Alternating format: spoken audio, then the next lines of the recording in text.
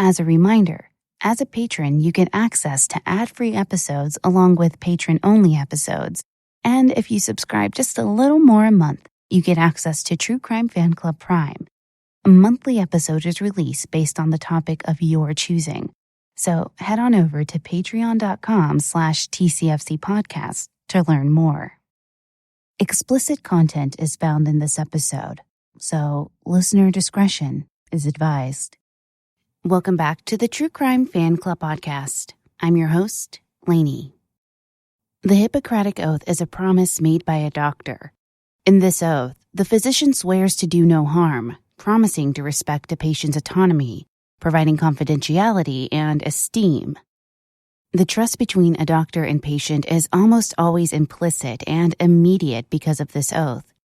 Moreover, doctors attend school for years and years, accumulating mountains of debt in the process. Therefore, most people automatically presume they must be able to be trusted to care for our health, which is our very livelihood. But what happens when the person taking the oath says the words, but means none of them? The destruction that can follow a doctor who has set out to harm is immeasurable. Even more so when the harm leads to the death of dozens of innocent victims. Okay, on to the show.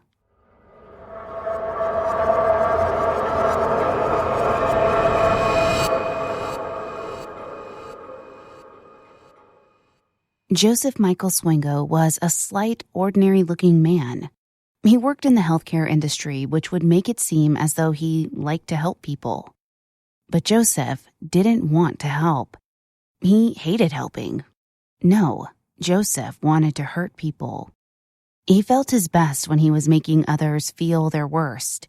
It started to become almost like a sexual fantasy. He could never wait to inject some innocent patient with an overdose amount of a toxic drug or slip some arsenic into the tea of a coworker. Joseph was an actual serial killer who presented as a friendly neighborhood doctor, a wolf in sheep's clothing. His victim count is estimated to be around 60 or more and includes a combination of patients and other colleagues. He committed all of the murders between 1981 and 1997, usually by poisoning his victims with arsenic. The crimes took place all over the world, from Zimbabwe to Illinois, Ohio, New York, and South Dakota. However, it was during his time at university, in his early 20s, when his troubles began to surface and grow. Joseph was lazy and didn't like to study. Even though he was highly intelligent, he took a job as an EMT, and there his fascination with dying people and death began to blossom. While it didn't appear to raise any red flags at the time, several patients who were Joseph's responsibility to perform well-being checks on ended up coding with a severe emergency. Sadly, 5 of them died, although they weren't officially counted in his murder total. About 1 month before Joseph's college graduation, he was discovered to be falsifying checkups during his OBGYN rounds. Some other students believed he had been doing so almost since he began school. Maybe because he genuinely was brilliant, or perhaps because they just felt sorry for Joseph. The college ethics committee had one member that voted for giving Joseph a second chance. Because a unanimous vote was required to expel a student, Joseph was ultimately able to graduate a year after all of his other classmates. The reason his delay in graduating was because he was required to do the OBGYN rotation again, along with many other assignments in different specialties. Joseph managed to graduate medical school, but the dean left an unfavorable evaluation in his file, which wouldn't improve his chances of landing meaningful work.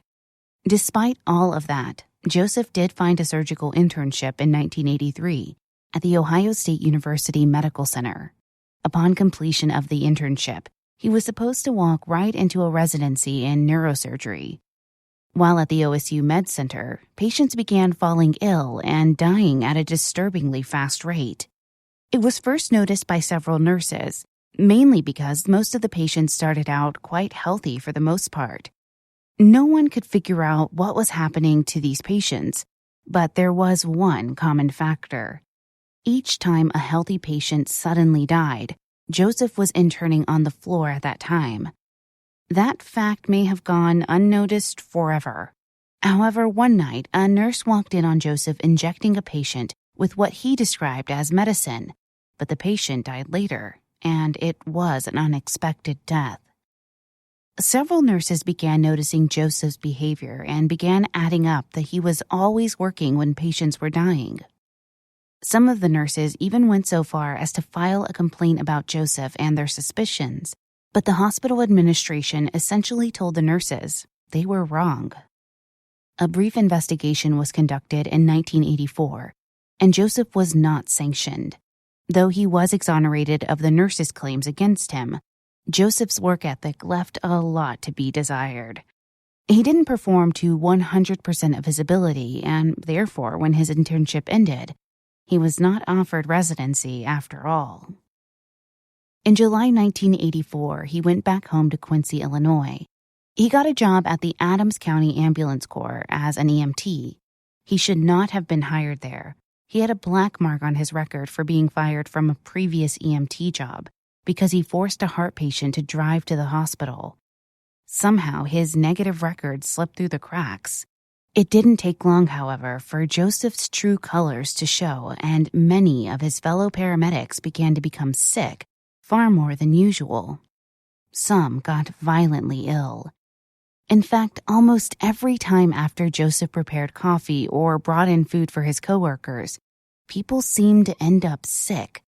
It was happening so frequently that in October 1984, Quincy police arrested Joseph after finding him to possess arsenic and other various poisons. Police were following up on a tip about Joseph, one which proved to be fruitful. Many people were shocked that an aspiring physician would harm the very people for whom he pledged to care. It was even more shocking that he would hurt his coworkers.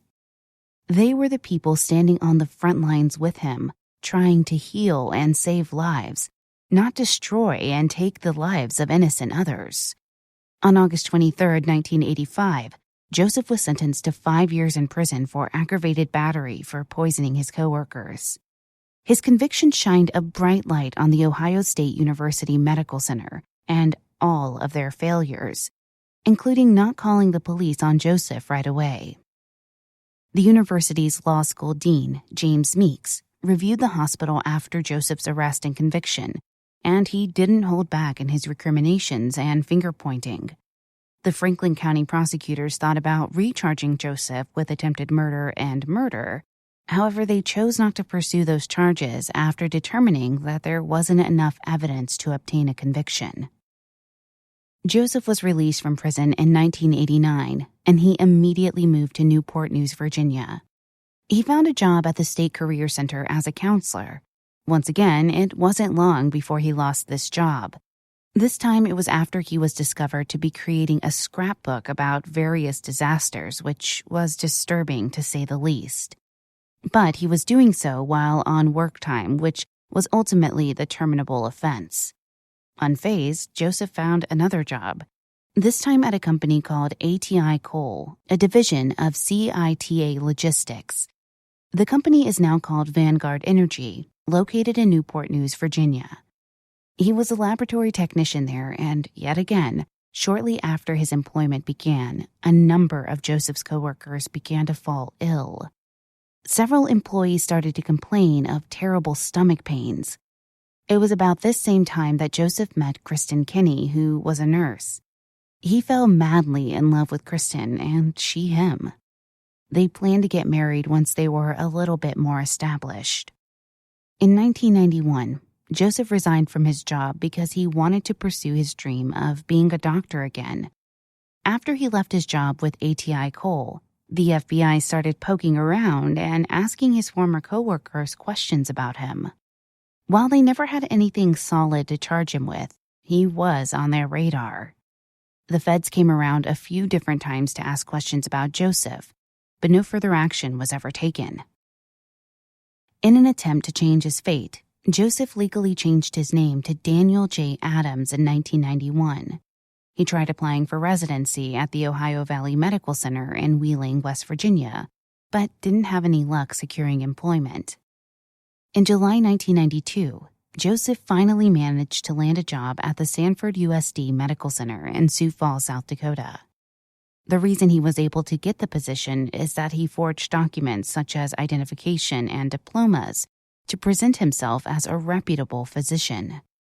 Taking it a step further, Joseph forged a certificate from the Illinois Department of Corrections, which made his criminal record appear to only have a misdemeanor conviction for simple assault for fighting with a coworker. His newly forged criminal documents showed Joseph as only having served 6 months in jail rather than 5 years in prison. What was perhaps the most shocking forgery, however, was the, quote, restoration of civil rights letter he procured. It was allegedly from the Virginia governor and stated some seriously outlandish lies, such as the governor supposedly restored Joseph's right to vote and serve jury duty, and that Joseph was leading a, quote, exemplary lifestyle. The letter continued, alleging that since Joseph only committed a misdemeanor and no further crimes, he, the governor, was restoring these rights. And it actually worked. It was shocking, but for a time, Joseph managed to fool everyone and present himself as a professional physician with an excellent reputation. Because he had gotten away with everything he tried thus far, Joseph was flagrant with his forgeries, and he thought he was above being caught. Joseph was successful in his role at Sanford USD Medical Center, but he wanted more. So much that in October 1992, he applied for the American Medical Association, or the AMA, using his falsified documents. Now, the AMA conducts far more comprehensive background investigations than most smaller medical centers. However, in performing the background check, the AMA discovered Joseph's poisoning conviction, despite his use of a new name. In what could almost be considered a funny coincidence, on Thanksgiving that same day, The Justice Files, which is a television show on the Discovery Channel, aired a segment on Joseph Swango. With pressure mounting from scared coworkers calling about Joseph to the negative AMA investigative results, Sanford chose to fire Joseph. Almost immediately after that, Kristen left Joseph and returned to Virginia, citing severe migraines. However, as soon as she was gone from him, the migraines stopped bothering her. Joseph didn't stick around either. With the AMA background investigation and the Sanford termination hanging over him, Joseph took off again, this time heading for another residency program at the State University of New York at Stony Brook School of Medicine. The VA Medical Center, which is located in Northport, New York, was the place Joseph had his first rotation of internal medicine. Almost immediately, Joseph's patients began dying for no explicable reason, and despite being relatively healthy. Sadly, approximately 4 months after Joseph started this new career, Kristen Kinney completed suicide. Her heartbroken mother expressed her complete shock that a man like Joseph Swango was allowed to practice medicine, and she wanted to notify anyone she could about this dangerous man. She called around to some friends of friends and people in the medical field, and they informed the authorities where Joseph was and what he was doing. Joseph was immediately called into a meeting with his superiors, who questioned him about the allegations of his past. Joseph admitted to his lies and was fired on the spot. However, this was not enough for the public, who was alerted to the situation. Ultimately, both the dean at Stony Brook, Jordan Cohen, and the head of the psychiatry department, Alan Miller, were fired for their parts in Joseph's hiring and employment. In a bittersweet moment of revenge, Jordan Cohen sent an email to over 100 other medical schools and 1,000 teaching hospitals, warning them about Joseph. This move ensured that Joseph would never get work again, assuming he didn't wind up in prison. I'm going to pause the case right here so you can hear a word from our sponsors.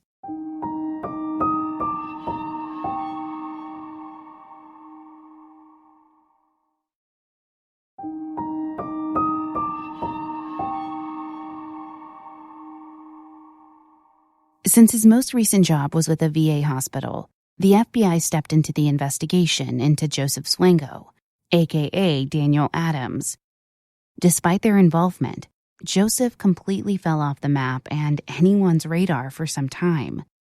In 1994, the FBI received a tip that Joseph was living in Atlanta, Georgia. Shockingly, he got a job right away working as a chemist at a wastewater facility of a computer equipment company. The FBI notified the company Joseph was working for, and they immediately fired him for lying on his application. The FBI secured a warrant for his arrest for using false credentials at the VA hospital. However, by the time it was signed and ready to serve, Joseph was on the run again. This time, he left the country. In November 1994, he accepted a job at Manene Hospital in Zimbabwe, which was offered to him based on his false paperwork. As with every other medical center or hospital Joseph worked in, his patients began to get sick, quite mysteriously, that is, including seemingly healthy patients who showed no reason to become so deathly ill. The strange deaths continued for nearly a year before the staff at that hospital caught on. Joseph was arrested, charged, and set for a trial in Zimbabwe. He hired attorney David Coulthard. However, Joseph managed to escape while he was waiting for the trial, and he fled to Zambia, where he hid out and seemingly fell off everybody's radar yet again. In March 1997, armed with more false documents, Joseph applied for a job at the Royal Hospital in Dhahran, Saudi Arabia. In the meantime, Tom Valerie, a criminal investigator for the Virginia office of the Inspector General, was still working the case against Joseph Swango. He wanted to catch Joseph badly. He conferred with the forensic psychiatrist Dr. Charlene Thomason throughout his investigation. Dr. Thomason provided an assessment, then built a profile on Joseph for the case, focusing on Joseph's fraudulent application to work at the VA hospital. During Joseph's time at the VA hospital, he was able to prescribe prescription narcotics. It was because of the false documents, the access to prescription drugs, and mounds of other evidence, and the Immigration and Naturalization Service, or INS, was finally able to compile enough evidence to arrest Joseph. Luck was on the law's side when he had to stop in Chicago at O'Hare International Airport for a layover flight on his way to Saudi Arabia. Police located Joseph there in June 1997 and immediately arrested him without further incident. Joseph knew enough to know that he was made and that he'd better admit to something. If he admitted guilt to some lesser crime, he could do his time and, with any luck, avoid further questions about what he was doing with his time in Zimbabwe. In March 1998, Joseph Swango pled guilty to defrauding the government. In July, he was sentenced to 3.5 years in prison. In addition to the prison term, the judge ordered that Joseph was not permitted to work in the kitchen or with food in any way, and he wasn't allowed to have a job where he handed out drugs to prisoners. In a bizarre twist of irony, just before he was caught and finally charged with murder, Joseph tried to sue his former employer in Zimbabwe for wrongful termination. He alleged he was fired based on the jealous lies that were spread by his peers.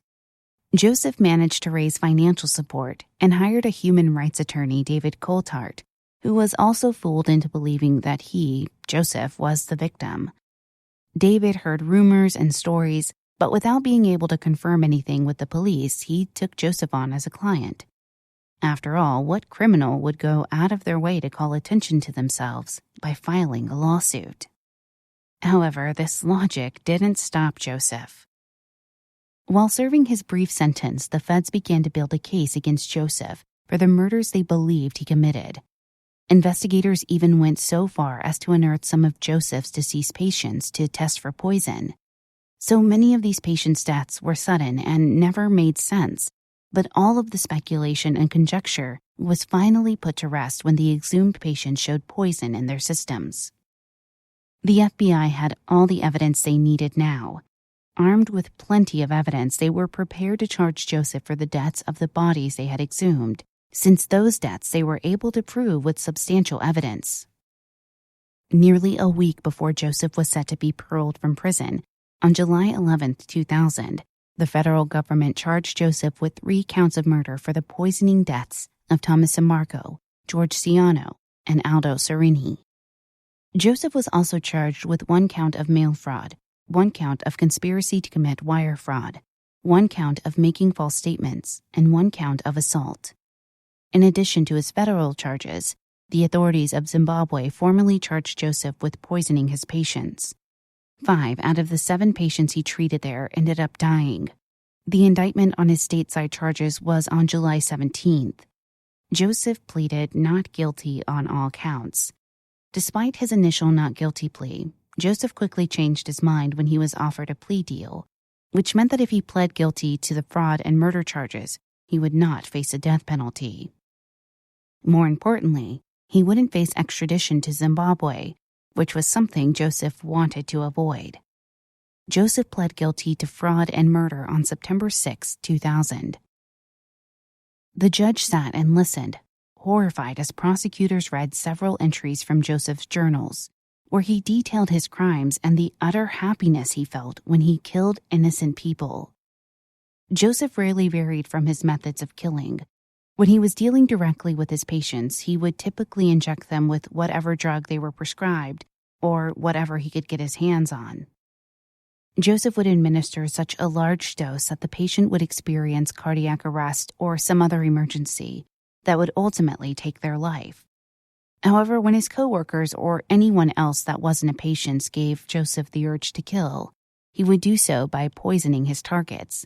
His go-to poison was usually arsenic. Joseph appeared before the court, a stone-faced man who wasn't sorry and didn't bother to act like it. His plea included the poisoning deaths of 3 separate men that he murdered during his time in New York, working at the VA hospital. His deal also included his guilty plea to assaulting a couple of patients in Africa, a patient at the Ohio State University Medical Center, and a patient at the VA hospital. Each of the patients he was charged with assaulting all died on Joseph's watch.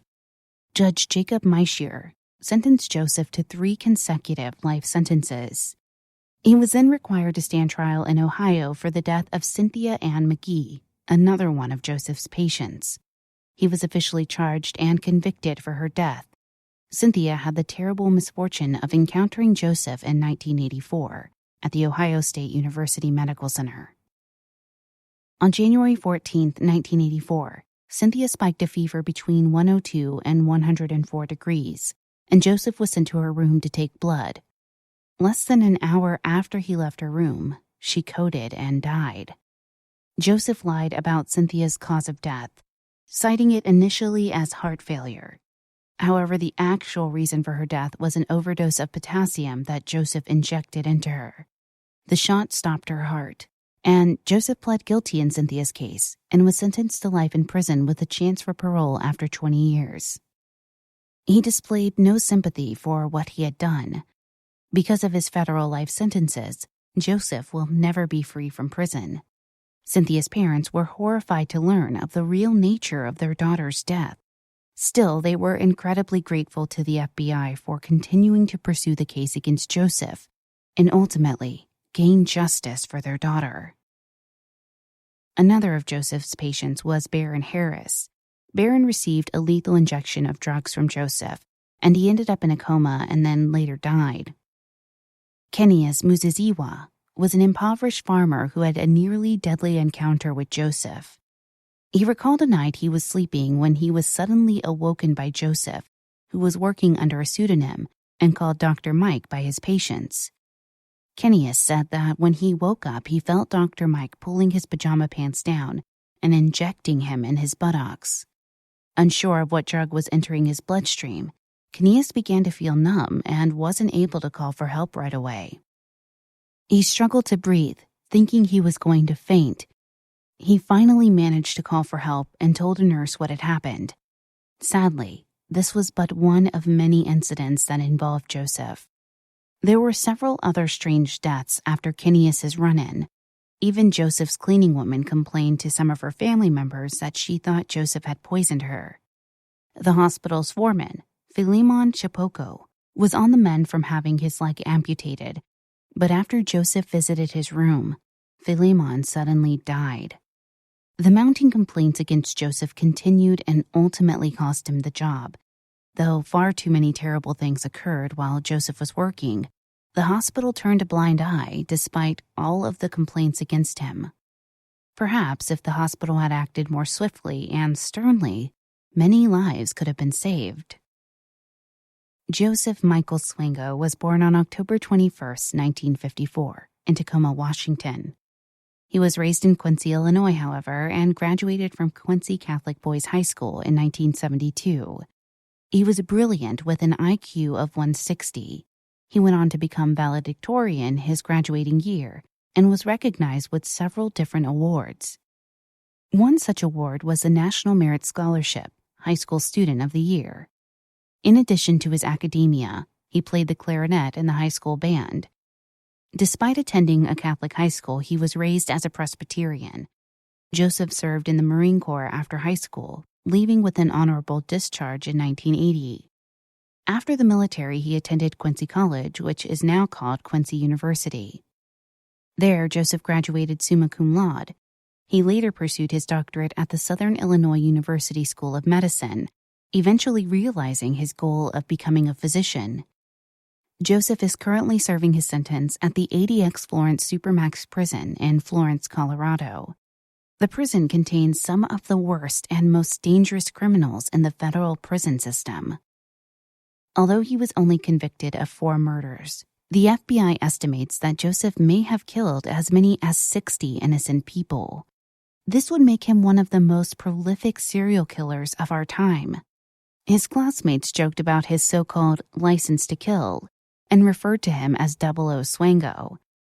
Little did they know how prophetic their words would be. Joseph Swango will never have the opportunity to use his brilliance for evil and to harm others.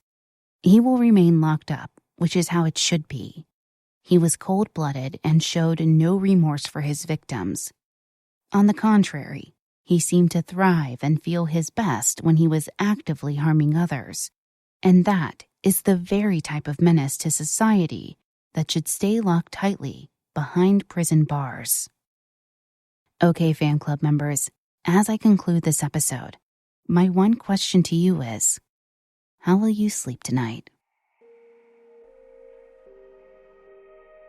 Thank you for listening. If you enjoyed this episode, please be sure to rate, subscribe, and positively review the show on Apple Podcasts or your podcast player of choice. It really does help us out. You can find us on most social media platforms, Twitter @TCFCPod, Facebook.com/TCFCPodcast, Instagram @TrueCrimeFanClubPod, and of course, our website is TrueCrimeFanClub.com. If you have an episode request, send us an email, tcfcpod@gmail.com. Don't forget, you can find me on the Get Vocal platform every Thursday at 7 p.m. Central Time to discuss the latest in true crime. This episode was written by Mary Cole. Research and content editing by Brittany Martinez. Audio engineering is provided by the best in the business, Nico at We Talk of Dreams.